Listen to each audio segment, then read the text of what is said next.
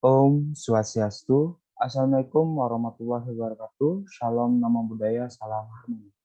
Terima kasih kepada dosen pengempu Ibu Putu Resti Mas Diantini SEMSI atas kesempatan yang diberikan kepada kelompok kami. Next.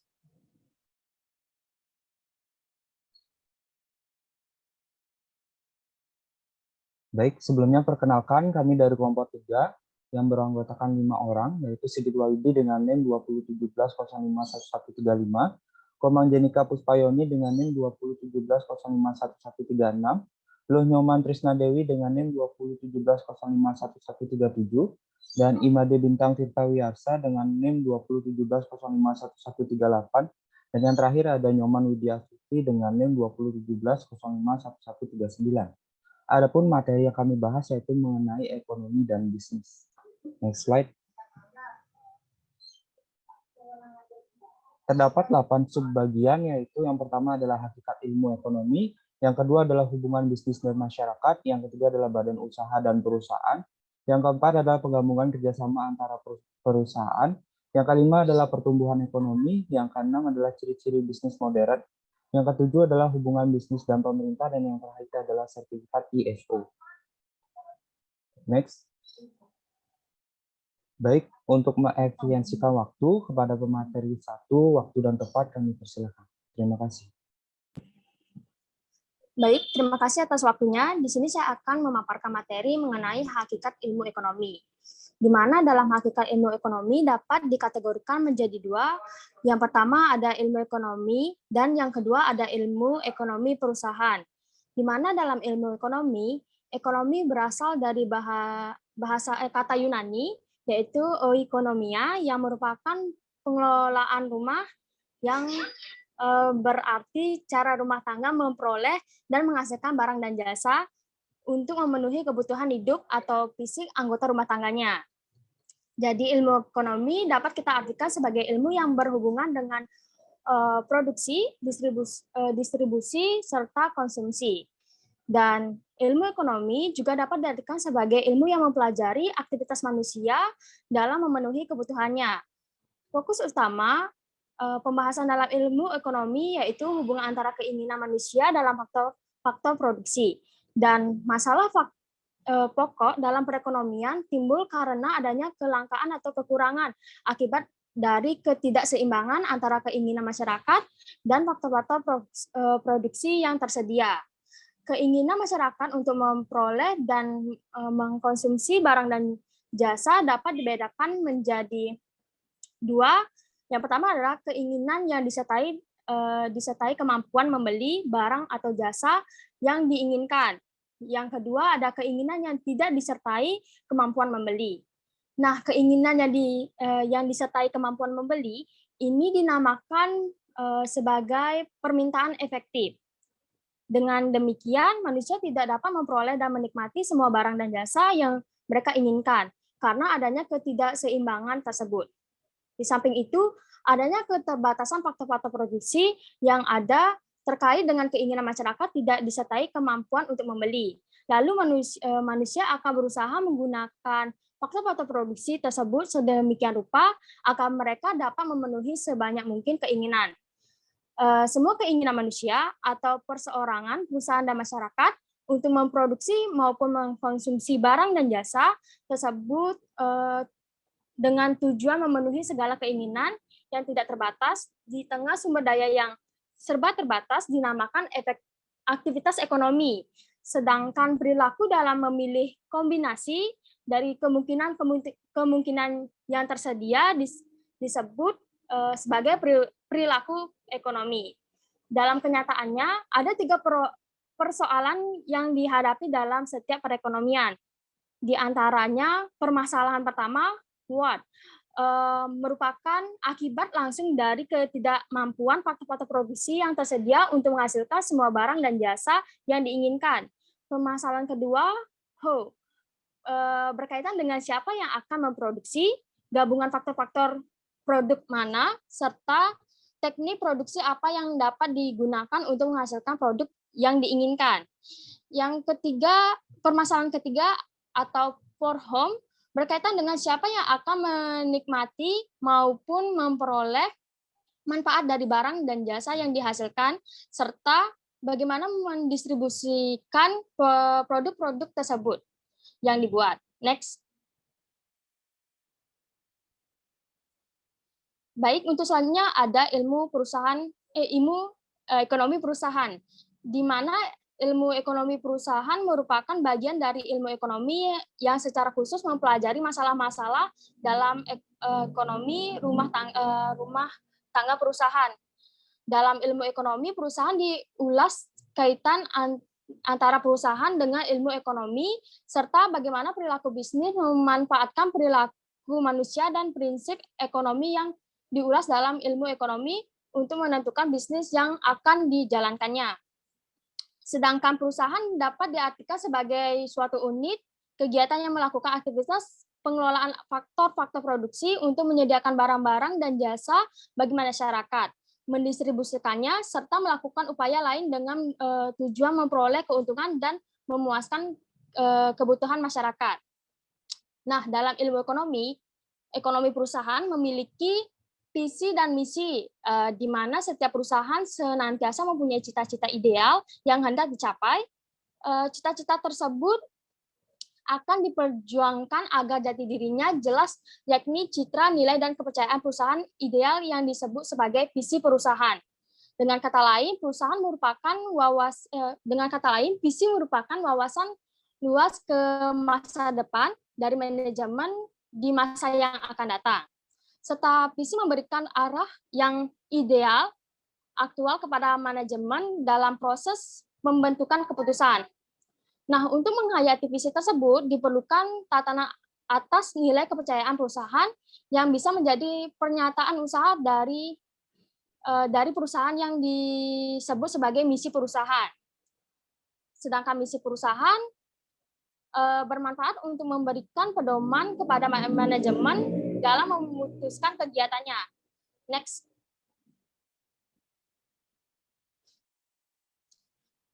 Selain visi dan misi, ilmu ekonomi perusahaan juga memiliki tujuan dan sasaran, di mana tujuan merupakan pernyataan tentang keinginan yang akan dijadikan pedoman bagi manajemen puncak perusahaan untuk meraih hasil tertentu bagi kegiatan yang dilakukan dengan dimensi waktu tertentu. Di sini tujuan diasumsikan berbeda dengan sasaran, di mana sasaran merupakan pernyataan yang ditetapkan oleh manajemen puncak untuk menentukan arah perusahaan dalam jangka panjang. Nah, adapun karakteristik yaitu karakteristik tujuan. Yang pertama, sesuai. Tujuan selaras dengan visi dan misi. Yang kedua, berdimensi waktu. Tujuan harus konkret dan bisa diantisipasi kapan terjadinya. Yang ketiga, layak. Tujuan hendaknya merupakan suatu tekad yang bisa diwujudkan. Yang keempat, fleksibel. Tujuan senantiasa bisa disesuaikan atau peka terhadap perubahan situasi dan kondisi. Yang terakhir adalah mudah dipahami. Dan karakteristik sasaran, yang pertama merupakan citra ideal yang hendak dicapai di masa mendatang tanpa dimensi waktu yang spesifik. Yang kedua, mengarahkan pembuatan keputusan dan kegiatan kongres yang rasional dan aktivitas keseharian. Yang terakhir, tidak harus dikaitkan dengan kinerja yang akan bisa dikuantitatif. Next.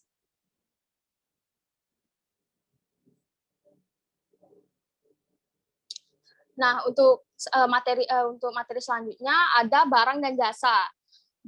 Barang merupakan benda yang dapat diraba secara fisik dan barang juga dapat dibedakan menjadi barang ekonomi yang merupakan barang yang memerlukan usaha untuk memperolehnya seperti halnya makanan. Selanjutnya ada barang cuma-cuma yang merupakan barang yang dapat dinikmati tanpa melakukan kegiatan produksi seperti halnya udara, oksigen, matahari, air hujan. Dalam konteks kondisi khusus, barang cuma-cuma bisa berubah menjadi barang ekonomi. Misalnya pada saat seseorang dirawat di rumah sakit dan memerlukan oksigen, maka dalam hal itu oksigen bukan menjadi barang cuma-cuma lagi, melainkan barang ekonomi. Nah, untuk lebih lanjut, barang ekonomi dapat dibedakan menjadi dua, yaitu barang konsumsi yang terdiri dari makanan, pakaian, sepeda motor. Yang terakhir, berikutnya ada barang modal yang terdiri dari mesin, peralatan bengkel, dan kantor. Nah, di samping penggolongan di atas, terdapat penggolongan lain dalam teori ekonomi dasar. Yang pertama, pentingnya barang tersebut dalam kehidupan manusia. Dalam hal ini, barang diklasifikasi sebagai barang inferior, seperti ikan asin, ubi kayu, serta barang esensial seperti beras, gula, dan kopi. Barang normal seperti baju dan kayu. Yang terakhir, barang mewah seperti emas dan mobil. Yang kedua, cara menggunakan barang tersebut oleh masyarakat.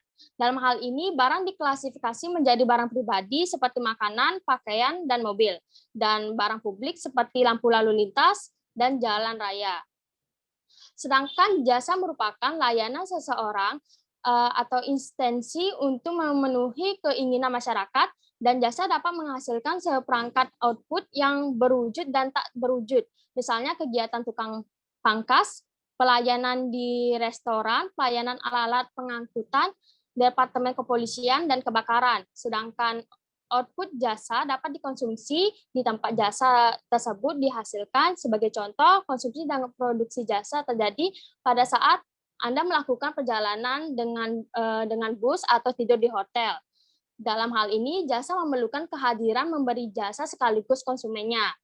Baik, sekian dari saya. Untuk materi selanjutnya akan disampaikan oleh rekan saya. Waktu dan tempat saya persilahkan.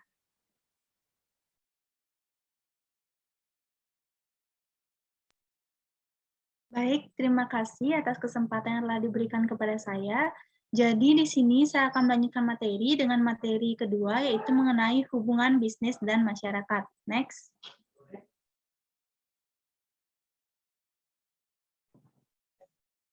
Jadi, bisnis dalam bentuk lembaga di dalam bahasa Indonesia dikenal dengan sebutan rumah tangga perusahaan atau yang disingkat dengan RTP. Di mana RTP selalu berhubungan erat dengan RTK atau rumah tangga konsumsi. Hubungan RTP dan RTK erat sekali dan saling membantu satu sama lainnya dalam mencapai kemajuan. Jadi, di slide bisa dilihat pada skema. Pada skema yang pertama yaitu RTK. RTK menyediakan faktor-faktor produksi yang diperlukan oleh RTP berupa alam, tenaga, modal, dan skill. RTP akan membeli faktor-faktor produksi ini dari RTK dan membayarnya dalam bentuk rente, upah, bunga, dan laba. Lalu RTP akan mengubah faktor-faktor produksi ini menjadi barang dan jasa yang akan dijual kepada RTK. RTK akan membeli barang dan jasa ini dengan tenaga belinya. Jadi tenaga beli ini disebut juga dengan daya beli efektif. Next.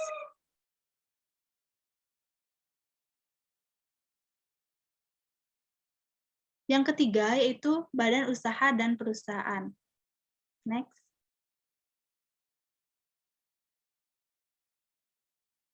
Perlu diketahui bahwa badan usaha dan perusahaan merupakan dua hal yang berbeda. Badan usaha merupakan lembaga yang berisi kesatuan regulasi teknis maupun praktis dan ekonomis yang dibangun demi tujuan untuk mendapatkan laba atau keuntungan. Sedangkan perusahaan adalah satu unit badan usaha yang bertugas untuk mengelola faktor produksi menjadi barang dan jasa. Next. Adapun bentuk-bentuk badan usaha. Di Indonesia terdapat 3 bentuk badan usaha. Yang pertama yaitu ada BUMN atau Badan Usaha Milik Negara. Yang kedua ada BUMD atau Badan Usaha Milik Daerah. Dan yang ketiga ada BUMS atau Badan Usaha Milik Swasta. Di mana BUMN ini merupakan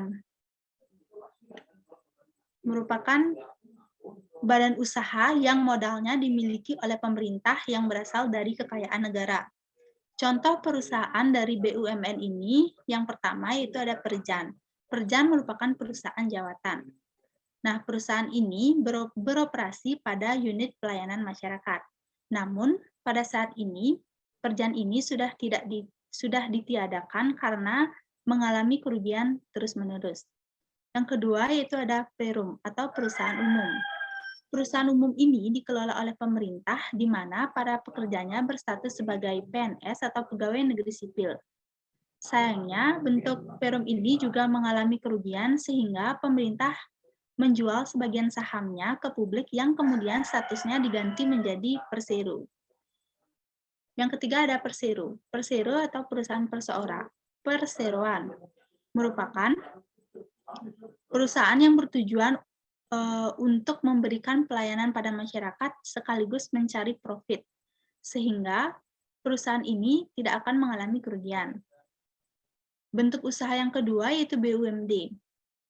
BUMD merupakan badan usaha yang dibentuk di bawah naungan Pemda atau pemerintah daerah. Pemda menjadi pemilik otoritas kekayaan dari aset yang absolut atas BUMD. Keseluruhan atau sebagian besar modal BUMD ini dimiliki oleh Pemda. Adapun contoh perusahaan dari badan usaha BUMD ini yaitu PDAM atau Perusahaan Daerah Air Minum, Kantor BPD atau Bank Pembangunan Daerah, dan lain sebagainya. Bentuk badan usaha yang ketiga yaitu ada BUMS. BUMS merupakan badan usaha di mana seluruh modalnya berasal dari pihak swasta, baik itu pihak swasta yang berasal dari dalam negeri ataupun dari luar negeri. Adapun contoh perusahaan dari BUMS ini yaitu ada PT atau perseroan terbatas. PT adalah badan usaha yang terdiri dari persekutuan modal yang didirikan berdasarkan perjanjian. Modal dasar ini sepenuhnya terbagi dalam saham yang sudah memenuhi persyaratan yang sudah ditetapkan undang-undang. Yang kedua yaitu perusahaan perseorangan. Sesuai dengan namanya yaitu perusahaan perseorangan, perusahaan ini dikelola berdasarkan perseorangan. Jadi pemilik perusahaan ini bertanggung jawab penuh pada kegiatan usaha, risiko dan juga kegiatan usahanya. Karena itu, harta pribadi dan harta perusahaan kerap disebut sebagai kekayaan perusahaan. Yang ketiga yaitu firma atau disingkat dengan FA. Firma merupakan persekutuan antara dua orang atau lebih dengan nama bersama. Tanggung jawab masing-masing anggota tidak terbatas dan memiliki kewajiban dan tanggung jawabnya yang sama, termasuk dalam hutang perusahaan. Selanjutnya ada CV atau Commanditaire Partnership.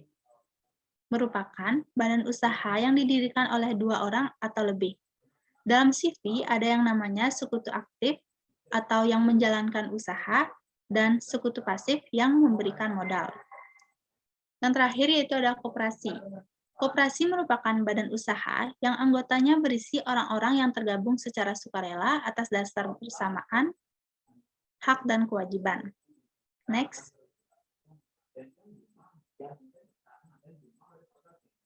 Materi yang selanjutnya yaitu mengenai perbedaan badan usaha dengan perusahaan.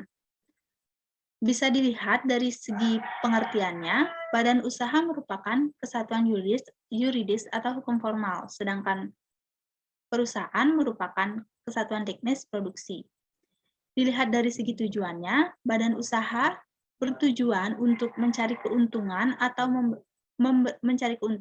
memberikan layanan, sedangkan perusahaan bertujuan untuk menghasilkan barang dan jasa. Yang ketiga, dilihat dari fungsinya, badan usaha berfungsi sebagai kesatuan organisasi untuk mengurus perusahaan, sedangkan perusahaan berfungsi sebagai alat badan usaha untuk mencapai tujuannya. Sekian materi yang dapat saya sampaikan. Untuk materi selanjutnya akan dijelaskan oleh teman saya.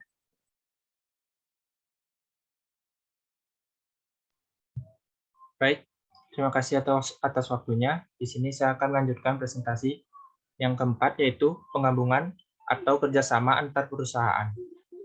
Penggabungan usaha atau business combination secara umum adalah penyatuan dua atau lebih perusahaan yang terpisah menjadi satu entitas ekonomi karena satu perusahaan menyatu dengan perusahaan lain atau memperoleh kendali atas aktiva dan operasi perusahaan lain.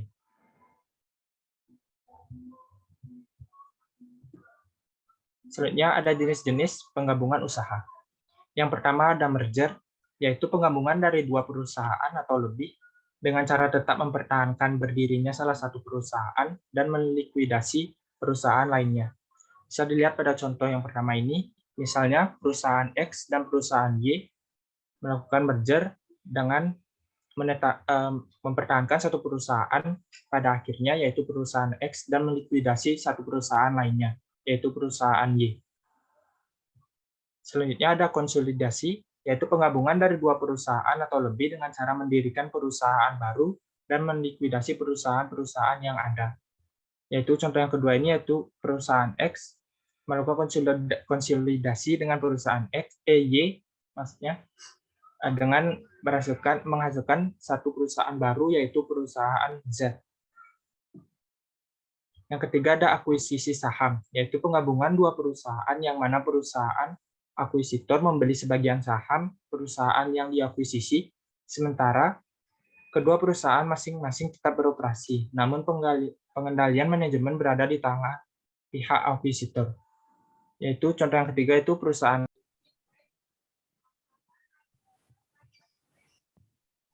Baik, adapun contoh dari akuisisi saham tersebut yaitu misalnya ada perusahaan X dan perusahaan Y.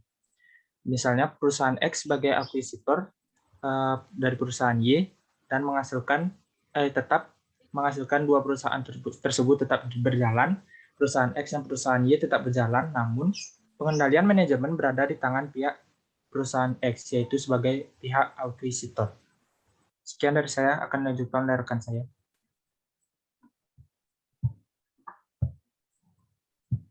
Baik, terima kasih atas waktunya. Di sini saya akan melanjutkan materi mengenai pertumbuhan ekonomi.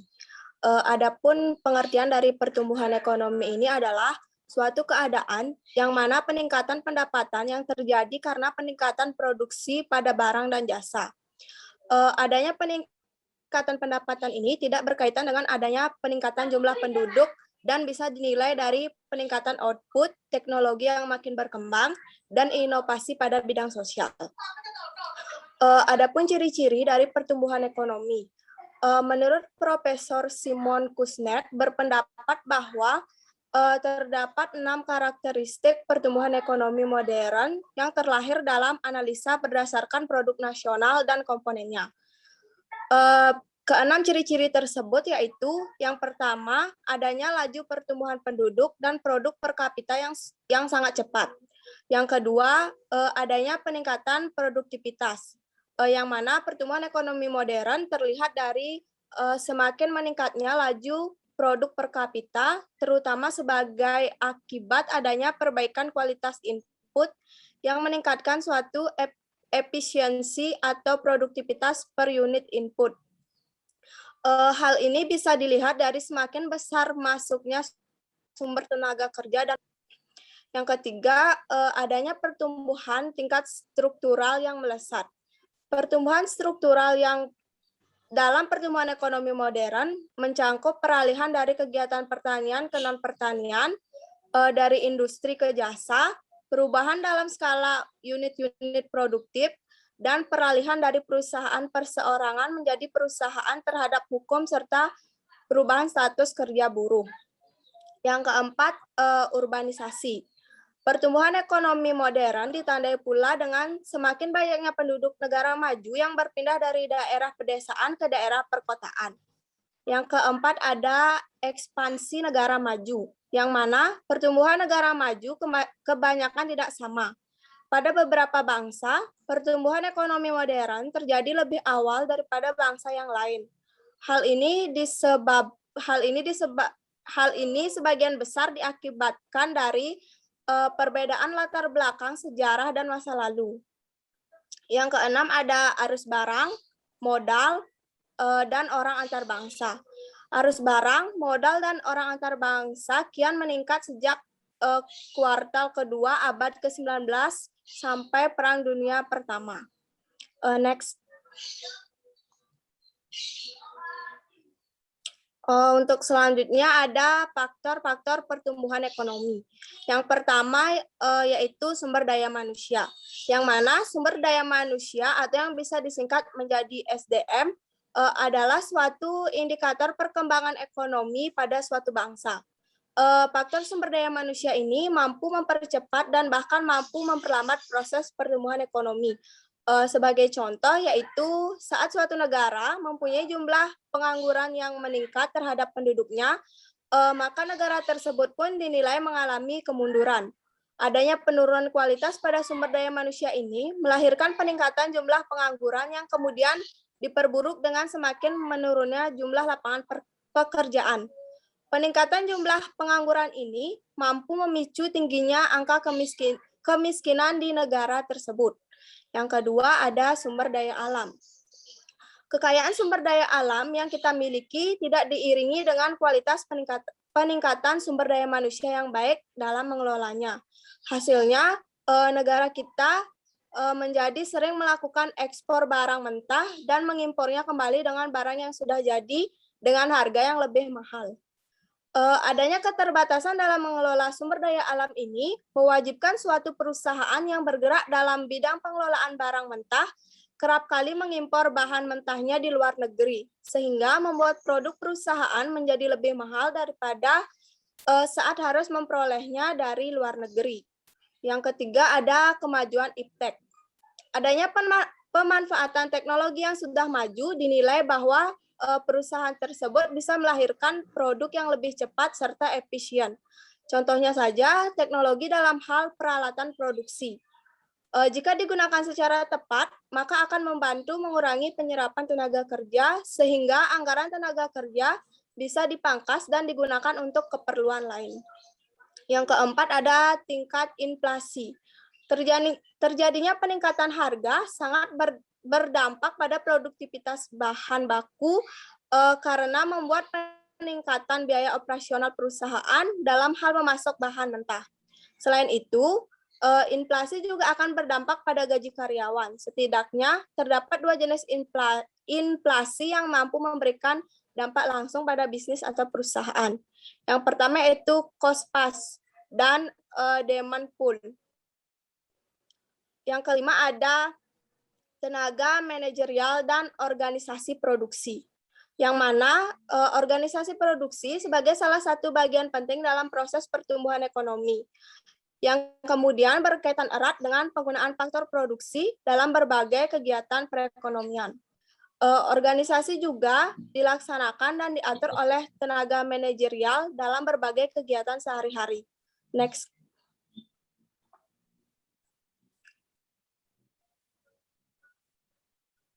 Untuk selanjutnya ada metode pengukuran pertumbuhan ekonomi. Metode pengukuran pertumbuhan ekonomi ini ada dua, yaitu yang pertama produk nasional bruto atau gross national product. Produk nasional bruto yang sering disingkat menjadi PNB atau dalam bahasa Inggrisnya adalah gross national product yang disingkat GNP, merupakan pendapatan yang diperoleh negara dalam kurun waktu tertentu berdasarkan pendapatan yang diperoleh oleh masyarakatnya. Adapun rumus untuk menghitung pertumbuhan ekonomi dengan menggunakan PNB adalah dengan melakukan perbandingan PNB pada periode berlangsung dengan periode sebelumnya. Yang kedua yaitu ada produk domestik bruto atau gross domestic product. Cara menghitung produk domestik bruto atau PDB tentu berbeda dengan PNB. Jika PNB menghitung berdasarkan penghasilan yang diperoleh oleh masyarakat dimanapun mereka berada, maka perhitungan PDB diukur dari pendapatan negara berdasarkan teritorialnya. Adapun rumus untuk menghitung pertumbuhan ekonomi dengan memanfaatkan PDB sama seperti PNB, yang mana membandingkan PDB pada periode berlangsung dengan periode sebelumnya. Next. Materi selanjutnya mengenai ciri-ciri bisnis modern. Adapun ciri-ciri bisnis modern yang pertama yaitu spesialisasi. Spesialisasi ini dalam pemasaran atau marketing, spesialisasi hanya menjual barang-barang tertentu, contohnya seperti toko elektronik khusus alat rumah tangga, toko sepatu, dan lain-lain. Yang kedua, ada saling ketergantungan, yang mana karena bisnis sudah bergerak dalam bidang tertentu, maka suatu perusahaan tergantung kegiatannya pada perusahaan lain. Yang ketiga, ada produksi massal. Barang dihasilkan dalam jumlah yang besar dan terus-menerus dalam berbagai ukuran sehingga mudah dipilih oleh konsumen. Produksi massal yang dibuat oleh dunia bisnis akan mendatangkan keuntungan karena adanya efisiensi penggunaan faktor produksi. Dengan adanya efisiensi, keuntungan pengusaha akan meningkat. Keuntungan ini akan digunakan lagi untuk memperluas bisnisnya. Next.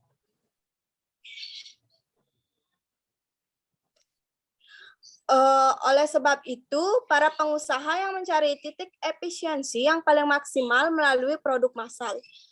Produk massal dengan segala bentuk penghematan dilakukan dengan cara yang pertama yaitu mekanisasi, yang mana mekanisasi ini menggunakan mesin serba otomatis dan canggih dengan mengkombinasikan teknologi canggih. Yang kedua ada spesialisasi. Masing-masing tenaga kerja melakukan pekerjaan yang sudah tertentu sehingga mereka betul-betul ahli dalam bidang tersebut. Yang ketiga ada standarisasi. Dalam hal ini dibuatkan ukuran-ukuran standar dari barang-barang yang dihasilkan. Yang keempat ada penggunaan komputer. Penggunaan komputer sekarang ini sudah sangat meluas sehingga betul-betul menimbulkan efisiensi tingkat tinggi. Baik, sekian materi yang bisa saya sampaikan. Selanjutnya akan dilanjutkan oleh rekan saya. Baik, sebelumnya terima kasih atas waktunya yang diberikan kepada saya. Di sini saya akan melanjutkan materi mengenai hubungan bisnis dan pemerintah. Pemerintah membuat sebuah kondisi yang memungkinkan bisnis untuk berkompetensi dalam ekonomi yang modern saat ini. Peraturan yang dibuat digunakan untuk menunjukkan hukum yang akan menyeimbangkan hubungan antara bisnis dan masyarakat. Pemerintah menjadi terlibat saat biaya yang tidak bisa diukur dari suatu produk manufaktur yang saling menjatuhkan satu sama lain. Dan pemerintah harus mengontrol biaya ini. Pemerintah juga mempunyai kekuatan untuk menyetujui atau menolak izin dari banyak macam aktivitas bisnis. Next. Mengerti tentang kekuasaan pemerintah dan hubungan dengan bisnis diperlukan untuk manajer dalam mengembangkan strateginya untuk mencapai sasaran dan organisasinya. Terdapat berbagai cara. Yang pertama adalah government cooperates with business, yang dimana dalam situasi yang lain, tujuan pemerintah dan tujuan bisnis saling bertentangan dan konflik ini terjawab dalam adversarial relationship. Negative advantages atau spoiler effect muncul saat manufaktur atau distribusi dari sebuah produk memberikan pertumbuhan untuk biaya yang tidak direncanakan seperti ekonomi, fisik, atau fisiologis, lahir dari konsumen, kompetitor, komunitas, tetangga, atau scalar bisnis yang lain. Yang kedua adalah legitimacy issue, yang mana kemampuan pemerintah menjadi pemimpin yang mengelola kekuatan politik dapat mempengaruhi oleh aksi bisnis. Bisnis dapat memboikot hubungan ekonomi dengan sebuah negara atau memutuskan menghapus operasi dari negara tersebut. Next. Selanjutnya yaitu government public policy role, yang dimana banyak orang setuju bahwa masyarakat tidak dapat berfungsi dengan baik tanpa adanya berbagai aktivitas pemerintah. Warga negara atau WN melihat pemerintah sebagai menyedia kebutuhan-kebutuhan dasar, yang dimana contohnya adalah polisi dan pemadam kebakaran. Public policy adalah rencana dari tanggung jawab oleh kantor-kantor pemerintah untuk mencapai tujuan yang luas dan berdampak bagi warga negara itu sendiri. Selanjutnya mengenai peraturan pemerintah atas bisnis. Regulasi atau peraturan adalah jalan utama untuk menyelesaikan kebijakan publik, dalam arti peraturan digunakan untuk memperkokoh aturan yang mengatur tentang hak-hak dan kewajiban warga negara dan organisasinya itu sendiri. Karena pemerintah beroperasi pada banyak level, seperti pusat, daerah, dan kota, menyebabkan bisnis memiliki jaringan aturan yang lebih kompleks. Untuk itu, perusahaan sering mempertanyakan ahli hukum, ahli hubungan publik, dan ahli BUN untuk mengatur dan memonitor interaksi dengan pemerintah. Di next. Selanjutnya adalah materi tentang ISO atau International Organization for Standardization atau dikenal dengan ISO adalah salah satu standar internasional dalam sebuah memegang sistem manajemen untuk mengukur mutu organisasi yang memegang peranan penting dalam mengukur bagaimana kredibilitas perusahaan yang ingin bersaing secara global dan juga merupakan salah satu cara untuk meningkatkan sistem manajemen mutunya. Mereka yang memiliki sertifikat ISO akan memiliki kemungkinan lebih untuk memenangkan kompetisi pasar. Hal itu disebabkan karena adanya jaminan kualitas dari produk atau jasa yang ditawarkan, serta kepercayaan konsumen akan brand yang terkait. Next.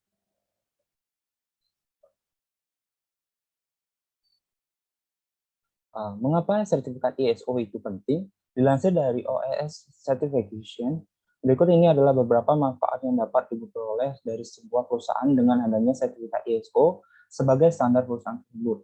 Yang pertama adalah meningkatkan kredibilitas perusahaan serta kepercayaan pelanggan. Dengan menerapkan sistem manajemen mutu, sebuah perusahaan akan dapat menjamin kredibilitas mereka. Yang dimaksud kredibilitas di sini adalah kendali dan mengenai proses dan prosedur sebuah perusahaan, di mana memastikan apabila terdapat sesuatu yang tidak beres, maka antisipasi akan dilakukan dengan cepat. Pada akhirnya, kredibilitas ini akan menghasilkan nilai positif dalam kepuasan pelanggan atau customer. Yang kedua adalah jaminan atas kualitas dengan standar internasional. Untuk mendapatkan standar ISO, sebuah perusahaan harus melalui sebuah siklus yang dikenal dengan PDCA, yaitu identifikasi, analisa, dan eksekusi sebuah penyelesaian masalah untuk menjamin mutu internasional, yang dimana siklus atau prinsip ini adalah prinsip internasional yang juga diterapkan di segala jenis industri. Next.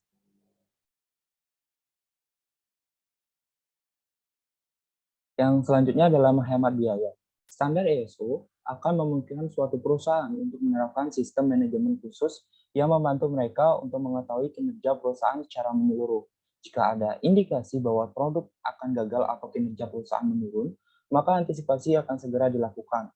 Hal itu juga secara tidak langsung berarti mencegah kemungkinan pemborosan anggaran terkait produk atau kinerja yang buruk tersebut.